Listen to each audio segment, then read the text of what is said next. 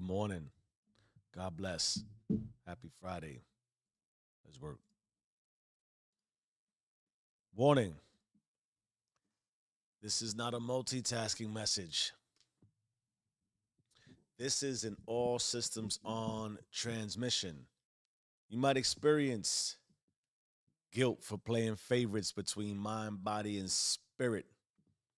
Sudden discomfort for how tired your system really is.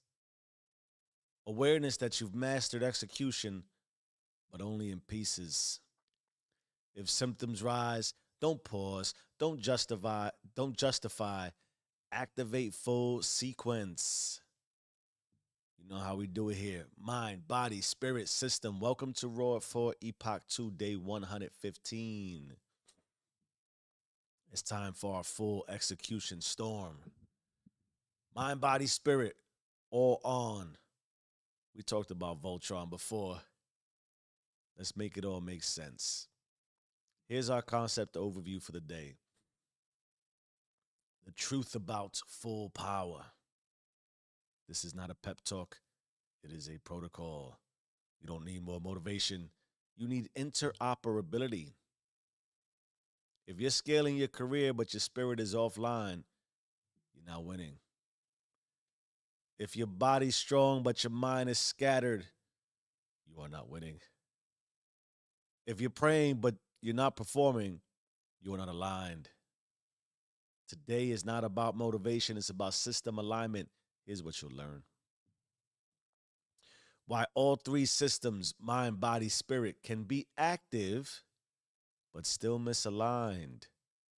How maintenance mode, success, masks spiritual depletion. Why execution without harmony leads to emotional erosion. How to diagnose what part of your system is offline or out of sync. How to synchronize mind, body, and spirit towards a singular apex priority. And why fragmented success is still failure when identity isn't unified. This is not multitasking. This is multi-lane authorship. No more part-time presence. All systems on. 406 on a Friday. Where you at, chat? All right. The visual metaphor. We talked about this before. But now we need them all on. The three-wheeled car. Imagine trying to drive a car. Immerse yourself. Close your eyes if it makes you feel better. And see this car with four wheels. But one is in reverse, another is stuck, and the other two are going forward. That is what most people call grinding. They're moving, but they're tearing themselves apart. The alignment's off, the torque is wasted. The destination gets further with every step. And until you fix the direction of each wheel, all movement is sabotage. Imagine that you are you and only you, and somehow you are moving in multiple directions at the same time. Here's my personal perspective and what I learned the hard way. I figured out quick I was never really off. My mind was always moving, my body was always enduring, my spirit was always searching. But the truth and the obviousness, maybe not so obvious, was that they weren't going the same way. It wasn't till I burned out physically, which wasn't very hard in my old cliche days, emotionally and spiritually, that I realized alignment isn't just about activation, it's about direction. I was executing, all right, just towards the wrong apex. My system was active, but it was chained to survival, chained to fear, chained to keeping what I had.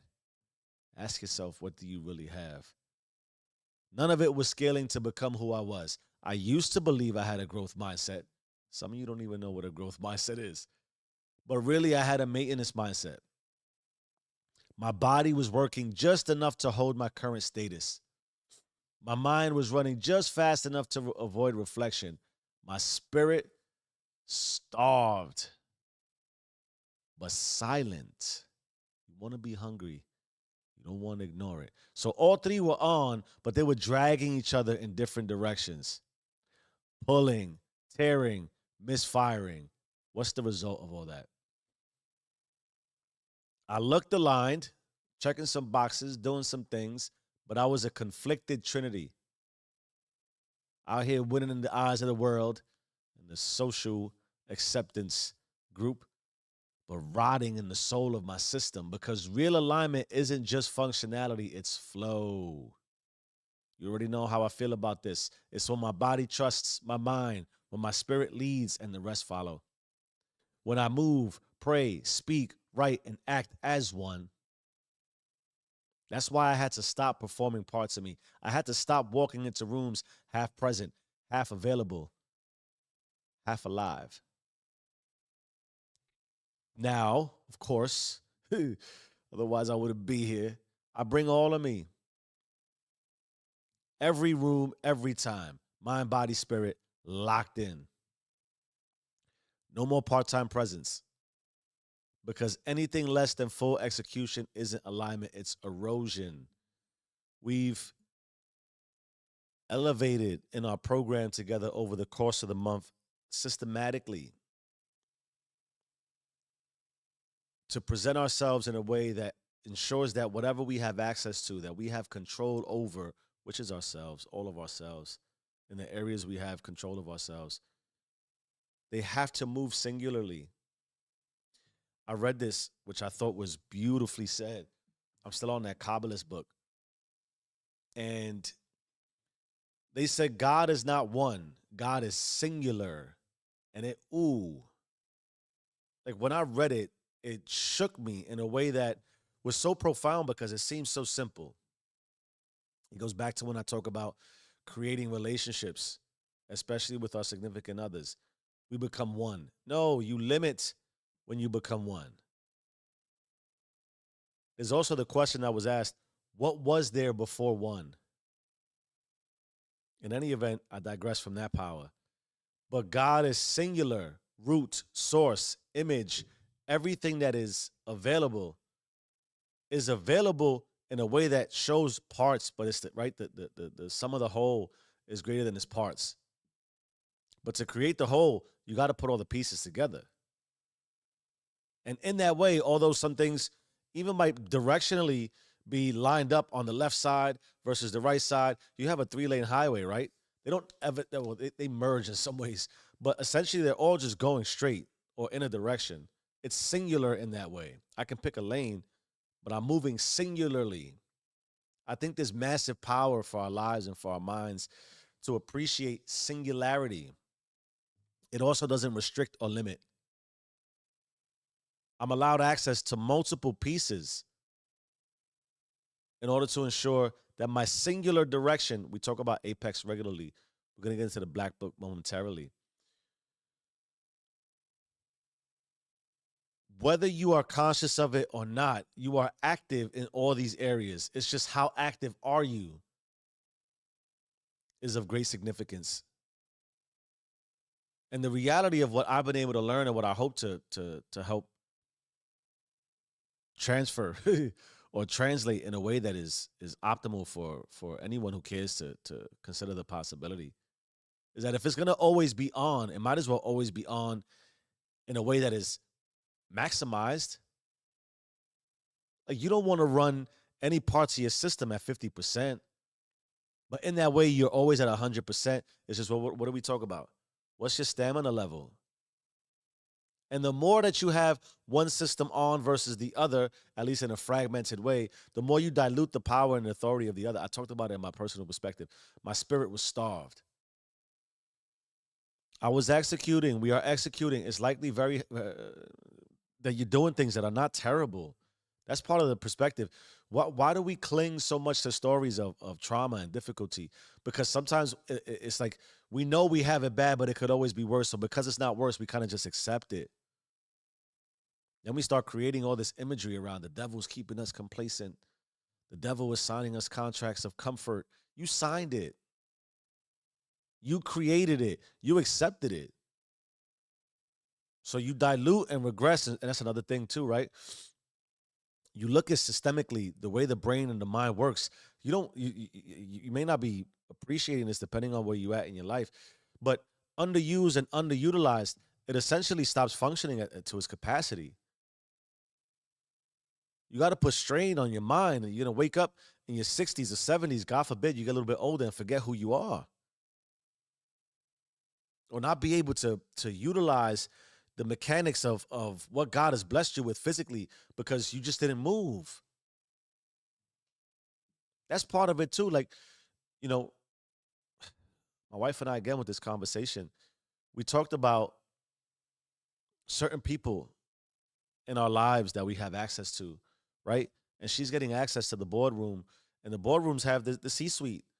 And it's natural, you know, in your 40s, you've done so much work to get to this season. A lot of the methodology around where you're at. I think Carl Jung, who was the great philosopher or psychologist.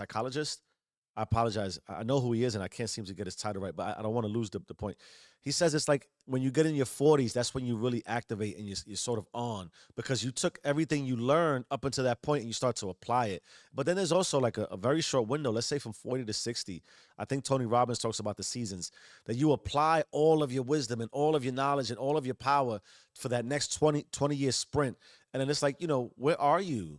So you get access to people who are looking towards retirement, looking towards kind of sort of settling into a different ritual of peace. And then where are you going to be in that? And I think a lot of us ego wise and naturally think I'm going to work until I can't work no more. That's fine. I'm not suggesting you shouldn't, but at what level?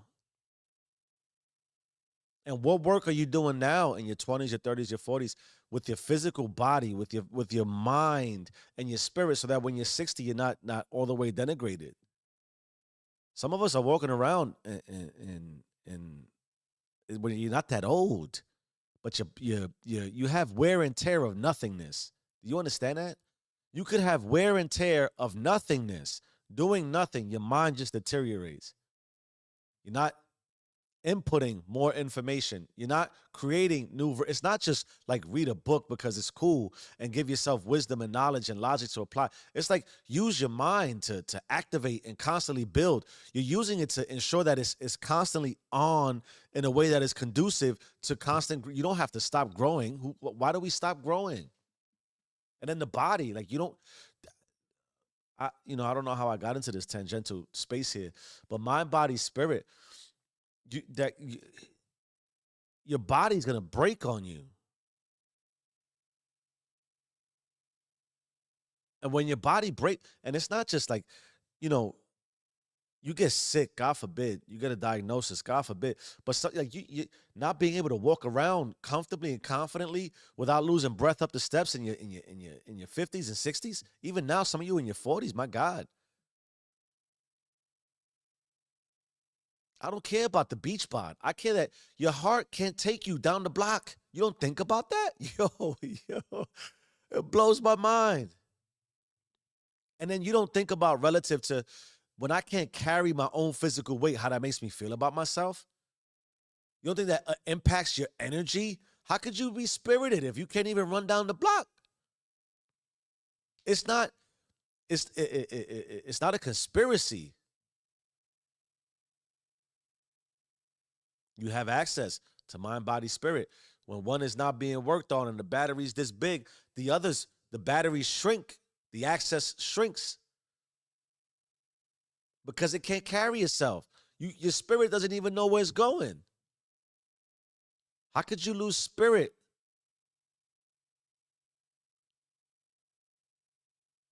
All right, let's get into the black book. System facts only. We're going to go under the hood. Here's the first entry. Your mind, body, and spirit are always on. They don't shut down, but if they're not aligned, they're conflict. Just because it's active doesn't mean it's accurate.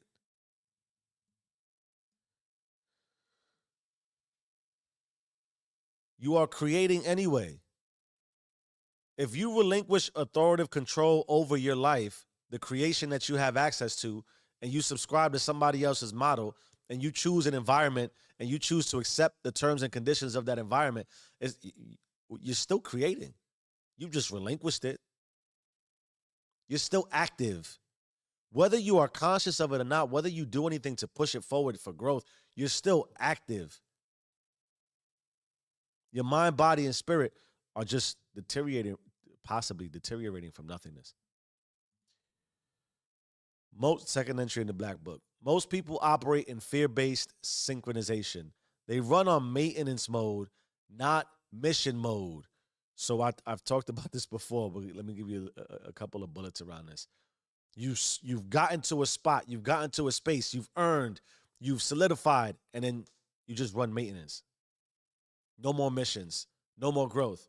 You're stagnant and stasis. All that's happened is you got a little bit of black and pepper, salt and pepper on the beard. You got a little gray that shows that you've been through a couple of years, but you're in the same place, same time, doing the same thing, haven't moved. So what occurs when we're not in mission mode, the mind clings to familiar loops. The body avoids resistance, and the spirit starves in silence. Together, they create momentum without meaning.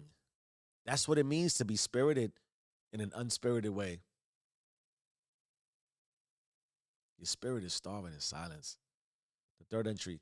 Execution becomes erosion without unification. Success in one lane breeds stress in the others because the system can't scale contradiction. You can't build abundance on misalignment. You can't scale influence on spiritual starvation.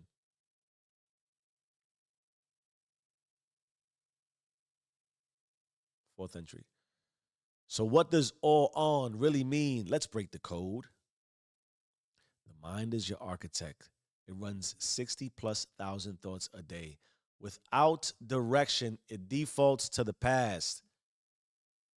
You somehow have forgotten the reality that you are a thinking thing. Descartes, I told you about that book, I Am But a Thinking Thing. And when you stop giving yourself direction on what you were thinking, it still has to think and process. It's just defaulting to what it already knows. So now you're contextualizing the memory of the past and giving it maybe new meaning, same meaning, repetitive meaning that has nothing to do with likely where you're going. So it's not even that it's without direction. You're just constantly looking forward in the car, but driving backwards. Imagine that. Or you got the engine on and you're revving it and you're stuck in neutral. And the world is just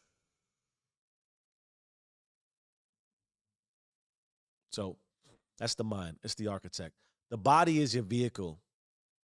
Without care, it carries stress, not strength. Oh, Jesus Lord. Your body is carrying stress anyway. Your body's your vehicle. Why don't you want to have strength in your body? And how could you expect to feel spirited and have positive thoughts when your body is breaking on you? Like you think you're unconscious of it. That's another thing. You believe somehow it's not at the forefront of your mind, but the body knows it's breaking. The mind knows the body's breaking, and the spirit already knows it can't carry you down the block. You can't elude that. You can suppress it. You can front. But your system is very aware of the components and its ability to stretch. That's another reason why you avoid fight or flight immensely. You don't want to be in a fear-derived situation because your mind and your body, especially most likely your body, and forgive me, I'm not judging. I've just been there, and I don't like the way it feels, and I don't like to think that we as people create family and create unification outside of ourselves, that we want to be there for people. You can't be there if you have no body. And what happens when you're called on? What happens when you call on you? Your body's going to be like, yo, I can't handle this. That's why you're going to need to activate. And if you don't, and you're inactive, when the world calls on you to be active, or when God or root or source or the spirit calls to activate, you're not going to have the stamina. All right. The mind is your architect. The body's your vehicle. I'm not telling you nothing you don't already know. It's just you haven't likely activated and put it all together in the same place, same time. You haven't unified. The spirit is your engine. It's not religious. It's your root, your why, your source link. Why is the why so important? I choose God. I choose God because I think we all need a boss. We all need a hierarchy. We all need something to look forward to and look up at that feels bigger than us. That's the self actualization process. You can't sit in mind, body, and spirit. You can't connect to source. You can't see a vision of grandeur for yourself and then watch other people create all these great things and all this wonderful life that inspires us happening around us and not feel like, yo, it gotta be bigger. It's not religious. I don't care what book you read. I don't care if you pray or don't pray. I have my own belief. I don't even care if you say God.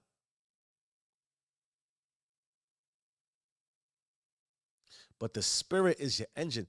When you talk about, yo, my body feels broken because I put in the miles, I put in the heavy lifting, my mind feels stressed because I put it into a direction. I take those 60,000 thoughts. Yo, maybe it's naive, ignorant, or maybe I'm spirited enough to believe that somehow I could take the 60,000 thoughts in my mind and push them in a way that is only conducive to what I want to think at all times. And I don't let anything else influence me.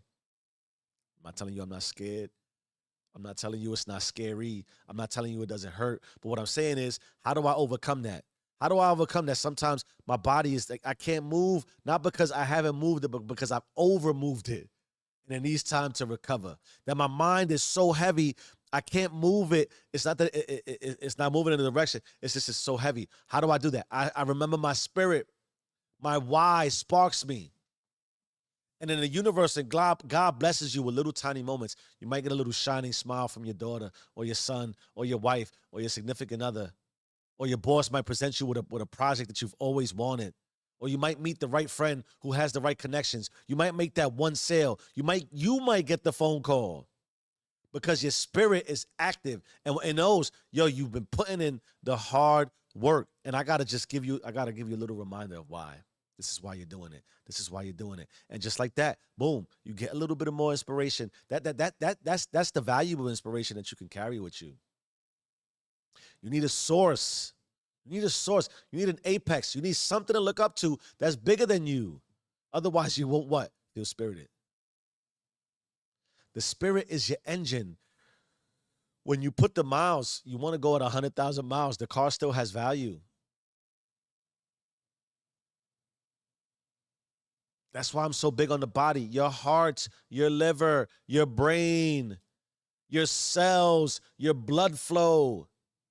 Oh, I don't make the Instagram reels. I know. We don't post that because you can't see that. You can't flex that and get a like and a subscribe. Wait till it stops working.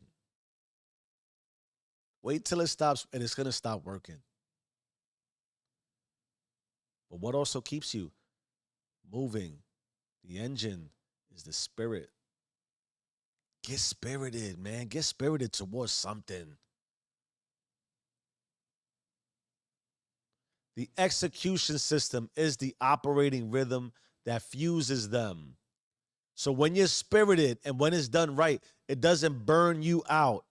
It burns through the noise. Get spirited. See if anybody can stop you. Get spirited. See if it gets hard or easier, or harder or easier. Why can't I wake up? You're not spirited, my G. Yo, if you can't wake up, you have no spirit. Why would you snooze on life? I was blessed last night, man. I don't watch a lot of TV. I spend time with my children. I go on Do Not Disturb. My son is big into the playoffs right now. He wanted to watch the Knicks game. I stayed up to 10:30 last night. I already knew. It was stressful. It was blissful stress. We were standing up, edge of our seat, last 10 minutes of the game. We couldn't sit down. That's remembrance of, I can't tell you what that does for my spirit. So the alarm goes off at 2:59. I woke up before 3 o'clock. This is not to floss. This is to tell you I was already spirited. And I woke up like, oh, shitty. I only got 4.5 hours of sleep. And even right now, as I say, you don't want to hear that. I offer it to you. Why? My spirit pushed me. Get the fuck up. or not. Yo, there's an option. Sleep through Raw 4 today. Sleep through it. There's no cookie, no carrot. There's nothing in front of me right now that's offering me an outcome of grandeur that we talked about. But I'm still spirited. I'm so spirited that I can go through. Yo, if I don't do it, my spirit I can't even explain the emotion. I think about it, I process it. Let me not go live today. That's how I remind myself how spirited I am. Don't go live today. And I'm like, oh, that's not gonna feel good. I'm not gonna be able to live with myself if I don't go live today. Yes, yes. If I get one comment and another subscriber, yes, yes, yes, yes, yes, all that, yes, yes. But me, if I don't do it, I feel a way about it. I offer that to you. What are you doing in your life today? Are you so spirited that you're like, yo, if I don't do this today, I'm not gonna feel great? You know what that is to me? If I don't live today, how I said I'm gonna live today, I'm not gonna feel good about my life. That's not valuable to you. That's spirit to me. That's why I think it was Monday, this past Monday. Oh, the Monday grind. I don't ever wake up like, oh man, I gotta get up. Are you crazy? Why would you wake up like, yo, I gotta wake up today? Are you kidding me? You're not spirited about getting up. You don't wake up like, oh God, I can breathe. That doesn't happen to you?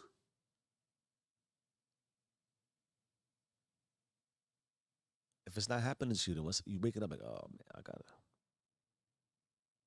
If that's how you wake it up, you're not spirited. Find some spirit.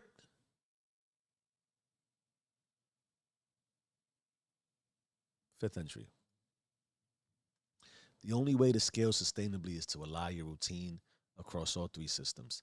Daily activation of all three, mind, body, spirit. That creates identity certainty.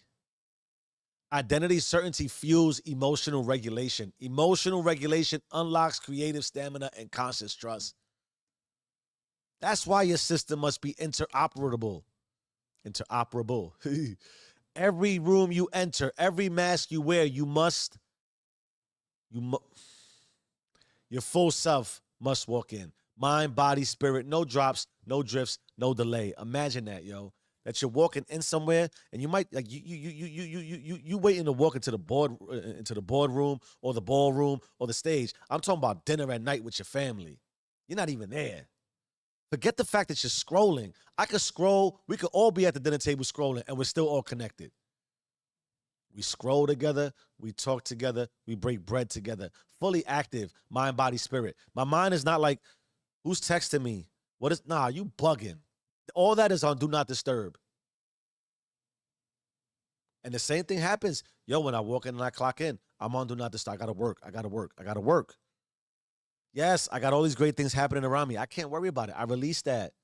I keep remembrance of my why. I know why I do it, but I'm here now. This is all I got. I bring it all, mind, body, spirit.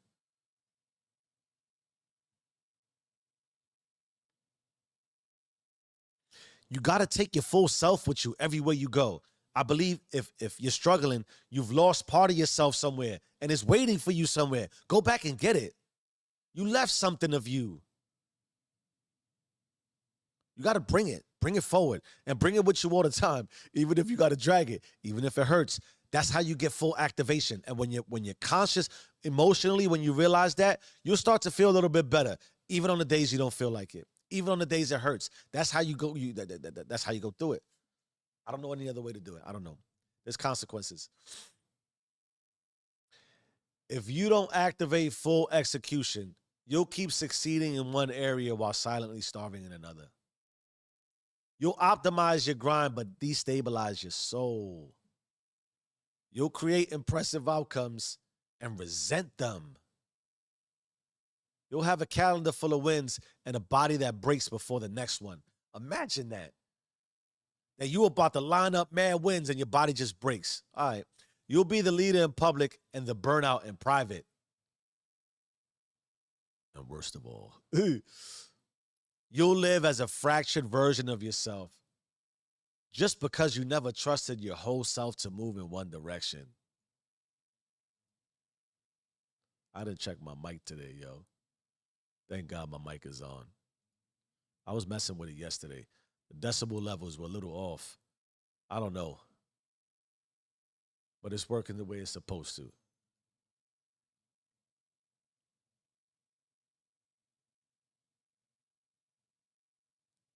Don't fracture yourself. If you're fractured, it doesn't mean it means you don't trust yourself to the fullest. Those are the consequences. It's 4:34 a.m. on a Friday. I know what you want to do. You want the day to end so you can get into the weekend. Waste more time. Here's how to take ownership. Pick your lead lane. Which system has the energy today? Mind, body, or spirit? Let that lead, but don't silence the others. Sometimes we get that right there. Wake up like, ooh, ooh, ooh, take advantage of that. Let it be the example. You got something crazy going on in the mind and it makes you, ooh, use it. Let the body and spirit follow. Your body feels great today. Yo, I remember seeing after the age of like 35, most adults never sprint again. Let's say you live to 85 and you're 35. You 50 years without ever running at full speed. Go out and do a sprint today. Do a sprint. I don't care how fast or slow you go. Run as fast as you can until you can't breathe anymore today. Run as fast as you can down the block.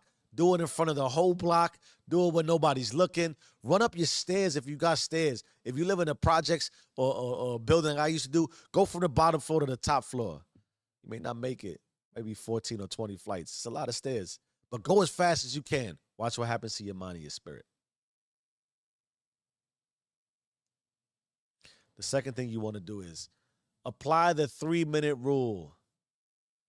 Give 3 minutes each to prayer, a breath work, a stretch, a rep, a read. 3 minutes to bring each system online before the storm starts. Can you give yourself 3 minutes?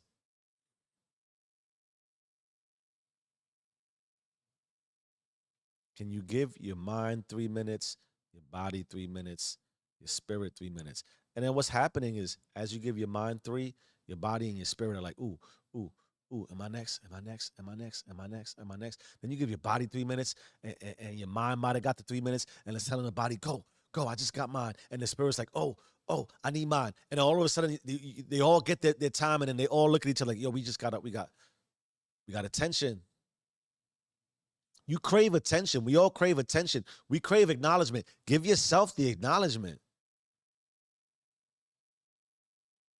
Here's the third thing you want to do for the how-to on the do you rules. We flow in, we flow in. Complete a full system rep and write. Complete a full system rep. Write and send the message and stretch your back and pray before bed. Nothing dramatic, just daily all-in action. I offer and I always find the easiest time to go all in a direction and on an action is either as soon as you wake up or right before you go to sleep. And if you start doing things before you wake up, it sets intentionality. There's science behind that. It sets the tone for the rest of your day. And typically, if you do something great that you have to look forward to, you'll want to rush yourself off to bed. And you want to rush yourself off to bed in a way that gets you prepared for the next day, which also means that right before you go to bed and you rush, you usually level set. Ooh, I can't wait to do this tomorrow. So if you can just give yourself attention, mind, body, and spirit to start your day, you'll really look forward to going to sleep to start it again tomorrow. Yeah, sometimes at some point it gets boring and mundane, but you switch it, you flip it. We talked about that. Go back to the videotape. There's ways to break the monotony, get in a routine, to break the routine, to get into a routine, to break the routine. The idea is that if you're always all in on mind, body, spirit, you'll find something else to be spirited for. You'll find something else to be mindful of. You'll get physical. Let's get physical. Physical. Ooh. Start, man. All right. It's April still, and it's time for our phone tap. You got the call. Damn, that's a terrible sounding ringtone. Now move like it's recorded, and we want to start with an audit. We can do this today. What part of you always gets left out when the grind starts? For example, you don't have time to eat but you binge later. I got a call yesterday. I love these phone calls professionally. It was like 3:30. Hey Jeff, I'm calling you. I'm walking into a Dunkin' Donuts because I haven't eaten all day today. I don't want to hear that shit. Here's another example. You don't feel like praying, but you're lost all week. Here's another example. You don't move your body, but complain about fatigue. That's not preference. That is misalignment.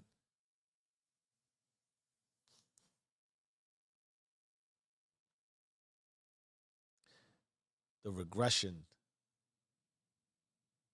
into stasis. I talked about the face that I made when I was FaceTiming my son, doom scrolling.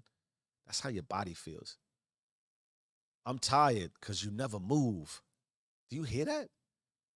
I don't have the energy because you don't move and your body can't create more energy. So your body starts to hoard it, waiting for just in case you run that sprint today and you never run the sprint.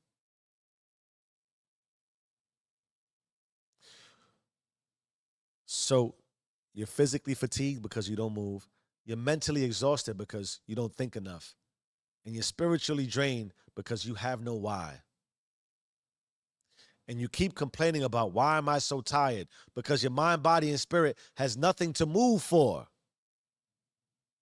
That is not coincidence. That is not a crazy revelation. It's logic.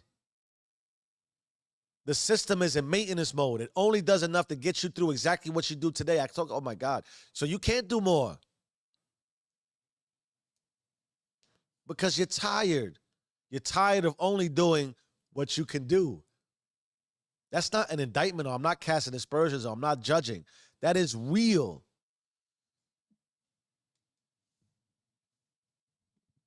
And now, part of what you do is complain about fatigue. So your body and your mind and your spirit will remind you and reinforce.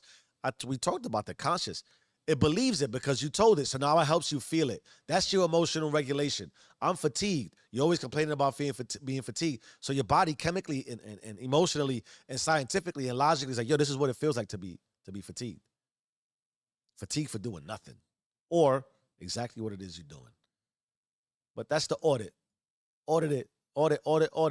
Then you want to hit them with the remix. Flip your system startup. For example, if your mornings start with anxiety, silence it with scripture. If your day starts in meetings, take one call on a walk. If you feel rushed, add slowness to your breath, not your pace.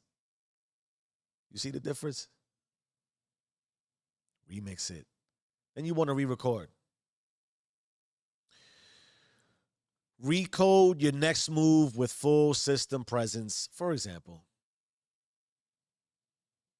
film your next piece of content after prayer, during your workout cool down, while fully present in your purpose. That is not multitasking. That's multi-lane authorship. Bring yourself to exhaustion. Go so hard at you. Go so hard at your spirit, your mind, and your body that you are exhausted.